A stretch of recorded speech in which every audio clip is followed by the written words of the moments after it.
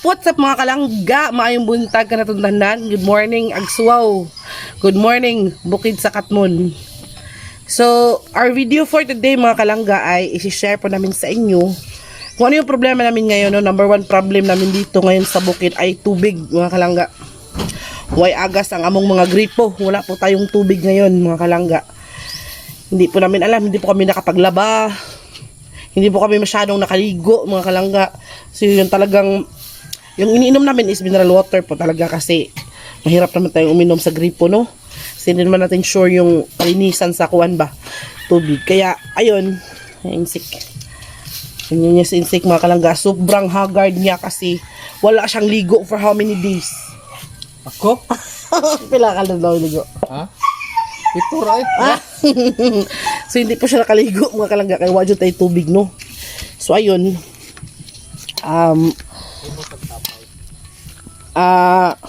kailangan po natin gumawa ng paraan mga kalangga.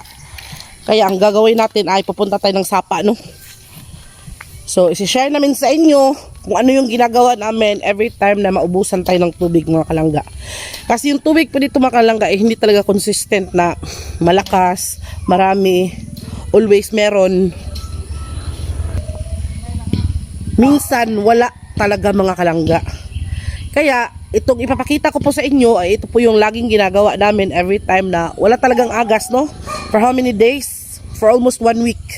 Wala talaga kaming tubig na agas galing sa gripo mga kalangga. Kaya ayun, kailangan na natin gumawa ng paraan para makapaghugas tayo ng plato, makapag-CR tayo mga kalangga. Kasi yung tubig talaga ang pinaka importante talaga sa mundo, tubig. Kung wala tayong tubig mga kalangga, ewan ko na lang, nagpa-fog, no? Tingnan nyo mga kalangga, para nag-fog siya. So ayun, puntahan natin si Insik mga kalangga. Tingnan natin kung ano yung ginagawa niya sa sapa, ha? At ipapakita po namin sa inyo kung ano yung ginagawa namin every time na wala talagang agas ang aming tubig. So let's go.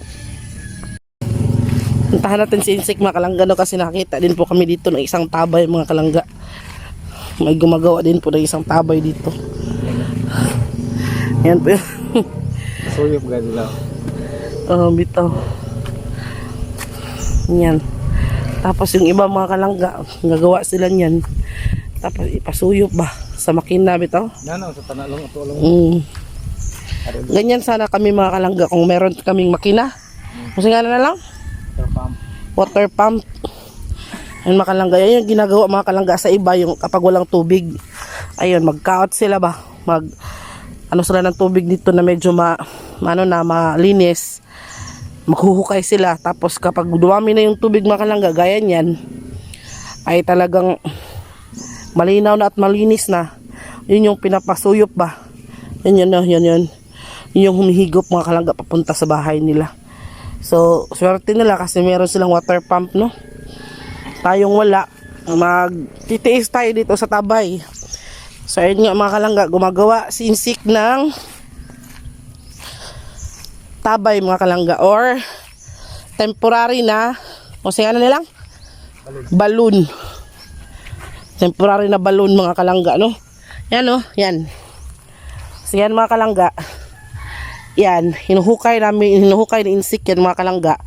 Tapos nilalagyan niya ng bato sa kilid-kilid para hindi siya malubog ba. Yung mga dumi bitaw masaan ba or parang masalaan lagi yung dumi, hindi talaga siya pumapasok dito sa gitna. Kaya kung nakikita niyo po yung gitna is napakalinaw niya at napakalinis na. No, hindi na dumidiretso dyan sa gitna yung paghubo vlog. So ayan, dito maliligo si Insik mga kalangga, no? Oh, ipasok-sok lang kapapa, ipasok ang sirit. Papatunatsok. Magdamit ka Insik kay magdamit ka kay mag-vlog tayo. So dito maliligo si Insik mga kalangga, no? Ayan. Diyan. Ayan po si Insik, oh. Kailangan tayo magsinin kasi maano tayo sa kanang bata sa taon na. Basta baka ma-restrict tayo kay Lolo. Kaya maliligo si Insik na. Diyan sa maliligo mga kalangga. Tapos dyan din po kami kumukuha ng tubig para panghugas ng plato. Pang CR. Lahat na Pero sa pag-inom mga kalangga, mineral water yung iniinom namin, no. So sana talaga consistent yung tubig dito sa Agsuwaw ba. Kasi nahihirapan po tayo eh. Ang hirap talaga ng walang tubig mga kalangga kasi yung tubig is napaka importante talaga. Kahit anong gawin mo, magluluto ka, maglalaba ka. Dito din po kami maglalaba mga kalangga. Ayan, no. So doon sa banda na yun mga kalangga, wala na talagang tubig doon. Dito lang sa banda na to, medyo may dumadaligdig pa. Kaya nakaipon ng tubig dito mga kalangga. So yung pinapakita ko po sa inyo. Nung unang gawa natin to mga ka-insect, no. Wala na po talagang tubig. Wala na po talagang tubig na kanang dandaan dito ba. O kasi ginawa to ni Insik mga kalangga nung unang araw pa lang. Yung wala na po talaga kaming tubig. Kaya ngayon wala na talaga din po kaming tubig na naman. Balik na naman tayo dito sa sa sapa. Balik tayo dito sa paggawa sa ginagawa niya na temporary na balloon mga kalangga. So yung mga tao dito mga kalangga ay ano naman kanang respetado naman kung sino yung gumagawa ng balloon na yan, kanila talaga. Pero minsan nakikigamit din sila lalo na kapag nahihirapan silang maghukay ba ng pambalon bitaw. Burak diet. Shh, bibe. Uy. Say hi. Hi. Sumasama-sama din po sa amin si Burakdat. So ayun na mga kalangga, naligo na si Insik mga kalangga, no? Tugnaw man gay. So sa mga nagtatanong po mga kalangga na hindi ba madumi kasi dyan lang naligo si Insik, baka pumunta dito sa tubig niya yung nililigo niya. Hindi po mga kalangga kasi diretso kasi yung tubig doon mga kalangga. Tapos sinasaan din po yan ng mga bato. Hindi po yan malinis talaga siya. Pero malinis na pang pangligo, panglaba, panghugas ng plato, pero pang CR hindi po siya malinis na, hindi po siya safe na pangluto tsaka pang inom. Hindi po talaga required na pwede siyang inumin mga kalangga. So kailangan po nating sa iba. Inom sila. pero sa iba dito umiinom sila. Dati kami dati lang inom kami doon. Doon sa bukid, doon sa bahay natin doon sa kabila sa Elaya. Inom kami doon. Grabe. Nung galing kami sa eskwelahan, ako namang galing sa eskwelahan tapos uhawon kami. Wala ka nang magtumutuwad lamin na sa baba. Ato mi sinang malakas ang kuan. Agos. Agos. Ato mi hanto mi dito magkuan. Magsuyop ng tubig. Uhaw kami. Sarap yan. Masarap ba eh? Masarap. Ako talaga nung unang punta ko dito mga kalangga, talagang doubt ako ba. Nagdududa ako kung malinis ba talaga dito. Itong ginagawa nila na balon.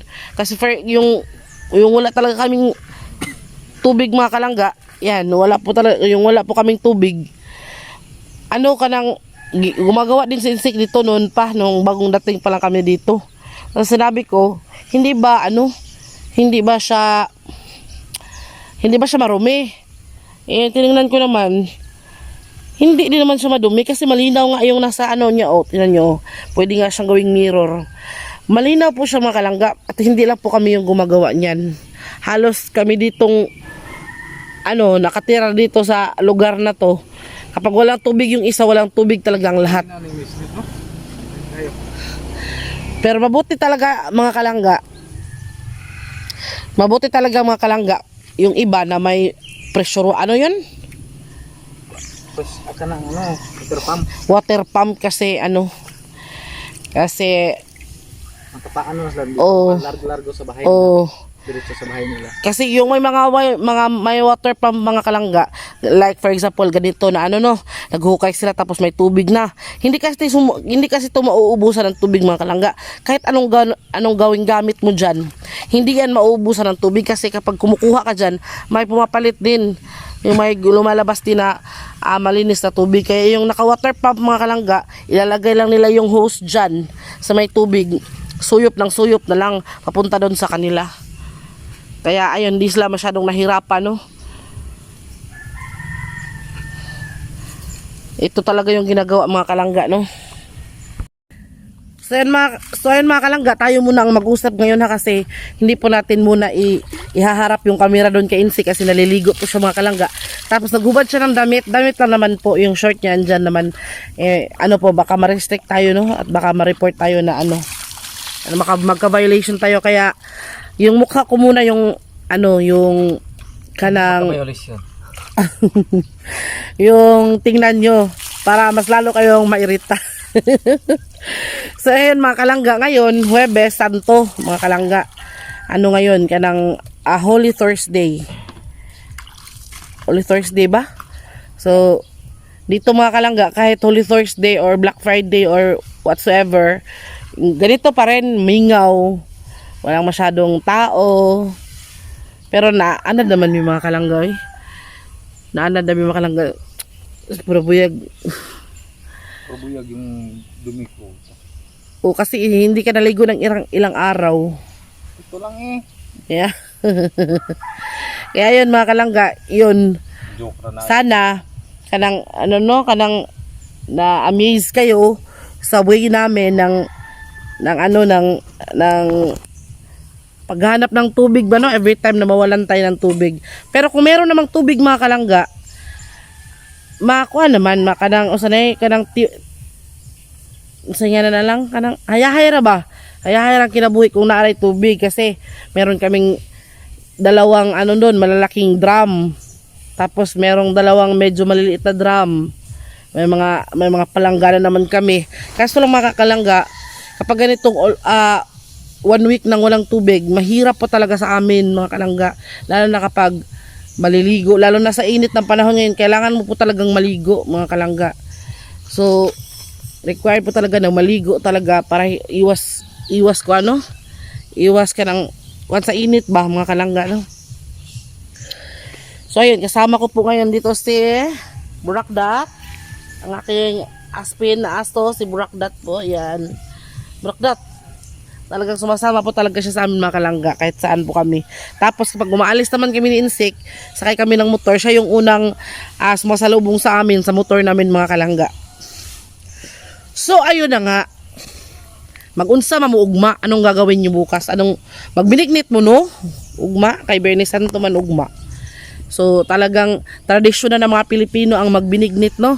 So yung binignit kasi mga kalangga is iba't ibang klase ang luto ng binignit mga kalangga. Merong plain lang na binignit talaga, merong makolorful na binignit. So sana makabinignit tayo bukas no. So let's see, tingnan natin mga kalangga kung makabinignit tayo bukas. Kasi depende yan sa sa budget natin ngayon. So magbabudgeting tayo ngayon, baka merong budget, makabili tayo ng binignito no mga kalangga, kasi medyo mahal ngayon yung binigniton kasi ayun nga, season, mahal na araw, kaya talagang nagpapapresyo din po talaga yung mga sahog ng binignit. Pero okay lang, Pwede maligo no? ugma, di pwede maligo ugma. Ang kasabihan kasi mga kalangga, nagtanong si Insik, pwede ba daw maligo bukas? Sa amin kasi sa Bohol, pwede kang maligo ng umaga. Pero kapag hapon na, lalo na kapag alas 3 na ng hapon, hindi ka talaga pwede nang maligo. Hindi ka talaga pwedeng mag-alis-alis o maglakaw-lakaw, magsuri-suri, dapat nasa bahay ka lang. Kasi sabi ng mga matatanda, mga kalangga, kapag magsuri-suri ka ng mga ganyang oras ay umiiyak daw yung Birhen. Ewan ko ba kung totoo. Yun yung mga superstitious belief ng mga katiguang kasi namatay daw ang Diyos niyang mga oras na yan. Alas 3 ng hapon. Oh. Bukas, nagsimula na sila sa pag-attack pa ng ganun. Oh, pero pwede ka pa maligo ng umaga. Lalo na init talaga. So kailangan nyo pang maligo ng maaga mga kalangga. At sa lahat ng ating mga kalangga ngayon, no, meron akong itatanong sa inyo mga kalangga. Sino ngayon dito ang merong cliff chin? Ito yung ko mga kalangga, problema ko. Ano ba talaga? Bakit masyadong lumalaki tong aking bilbil sa dito ba? No? Sino nakaranas ito mga kalangga? Kasi talagang ayoko tingnan ang mukha ko kasi dahil dito ba no? So meron ba kayong mga remedyo para makuha to? Meron ba kayong mga pwedeng gawin? Sabihin na naman, isa lang ang pwede mong gawin, langga, magpapayat ka para lumiit ang mukha mo. So, pura, tabi-tabi po, nandito pa naman tayo sa sapa, mga kalangga. So, sinamahan natin si Insik na maligo. Hindi niya kayang maligong mag-isa. Talagang sinasamahan ko lang po siya, mga kalangga, at para ma-video na rin kung ano yung ginagawa naming remedyo or ano yung ginagawa naming mga pamamaraan kapag wala po tayong tubig sa bukid, mga kalangga. So, gusto ko lang pong i-share namin ni Insik sa inyo yung pamamaraan namin. So, sa mga nagsasabi na hindi ba baka marumi yan. So, kung marumi pa sana, mga kalangga, sana nagkasakit na kami, no? Matagal na namin ginagawa to, at hindi lang po kami. Halos kami pong lahat dito na nakatira dito malapit sa sapa, mga kalangga. Kahit yung mga malalayo sa sapa, pupunta lang po talaga dito sa sapa para gumawa ng temporary balloon. Lalo na yung hindi talaga abot ng hose. Yung mga malalayo talagang bahay dun sa may medyo bukid na, talagang pupunta lang talaga sa sapa para gumagawa nitong ito balloon, temporary balloon. Malinis po siya, mga kalangga. 100%. Ilang beses na ako nakaligo dito, nakalaba, nakahugas ng plato, lahat ginagawa ko na dito sa sapa na to. So, ito, mga kalangga, yung iba makikigamit, yung iba na namin, yung mga silingan namin, kapag medyo hindi sila marunong gumawa ng temporary na balon, kasi maghuhukay ka pa eh. Tapos papalilinawin mo pa. Tapos hinubigan pa nimo. Marami pang gagawin. Hindi lang kapag naghukay ka, yun na. Hindi. Pag naghukay ka, lalagyan yung pa ng mga hinubigan mo pa para matanggal yung mga dumi talaga, yung mga lapok-lapok, yung kanang nilugdang ba, kanang mga hindi malinaw na tubig. Ayan, kailangan mo pang palinawin yung tubig, tapos lalagyan mo ng mga bato sa gilid, sa harapan, para po talaga, mga ka-insik, na kanang malinaw yung tubig, no? At malinis talaga. So yung iba, hindi na sila gumagawa, nakigamit na lang. Pero responsible naman sila, mga kalangga. Hindi naman nila sinisira yung ginagawa natin, no? Para kapag naubusan na naman tayo ng tubig, mga kalangga, automatic punta na lang tayo dito sa sapa para kuha ng tubig. So ayun, natapos na si Insik sa pagliligo, mga kalangga. Uwi na tayo, no? Uwi na tayo kasi kanang tapos na siya. So let's go. So ayan, mga ka-Insik, uwi na tayo, no? Tapos na si Insik na maligo. Fresh na siya. Pero parang wala pa rin ligo ang mukha. Gwapo pa rin. Wow. So ayan, mga kalangga, yung sapa, yan, uga na uga ang sapa, mga kalangga. Grabe. Mula dito. Kung normal to, mga kalangga, may tubig to dito marami. Pero ngayon, dahil nga po sa init ng panahon, ay wala talaga. Wala talagang tubig. So ayun na, mga kalangga, nakarating na tayo dito sa ating bahay. Thank you so much sa panonood ng video ko na yon. Sana nasagot ang mga tanong nyo, at sana po na-entertain kayo, and sana may natutunan kayo, mga kalangga. So see you in the next video. Thank you so much. Once again, I'm Langga of Langga Insik Vlog. Thank you sa panonood po sa aming mga video. Maraming salamat at mahal namin kayo.